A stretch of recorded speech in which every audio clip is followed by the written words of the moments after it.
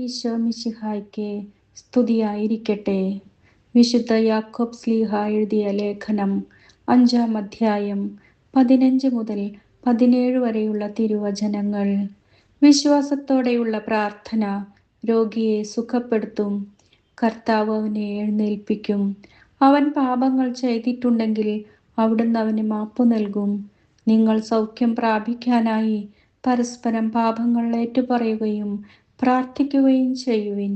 നീതിമാന്റെ പ്രാർത്ഥന വളരെ ശക്തിയുള്ളതും ഫലദായകവുമാണ്. ഈ വചനത്തിനോട് ചേർത്ത് വെച്ച് നമുക്ക് രോഗികൾക്ക് വേണ്ടി പ്രാർത്ഥിക്കാം. സ്നേഹമുള്ള പിതാവേ, രോഗാവസ്ഥയിലുള്ള എല്ലാ മക്കളെയും അങ്ങയുടെ കൈകളിൽ സമർപ്പിച്ച് പ്രാർത്ഥിക്കുന്നു. അങ്ങയുടെ സൗഖ്യദായകമായ കൈകൾ കൊണ്ട് തൊട്ട് സൗഖ്യം നൽകണമേ. അങ്ങയുടെ സമാധാനം അവരിൽ നിറയട്ടെ. കാരുണ്യവാനായ കർത്താവേ, പാപികളും രോഗികളുമായ ഞങ്ങളുടെ മേൽ കനിയണമേ.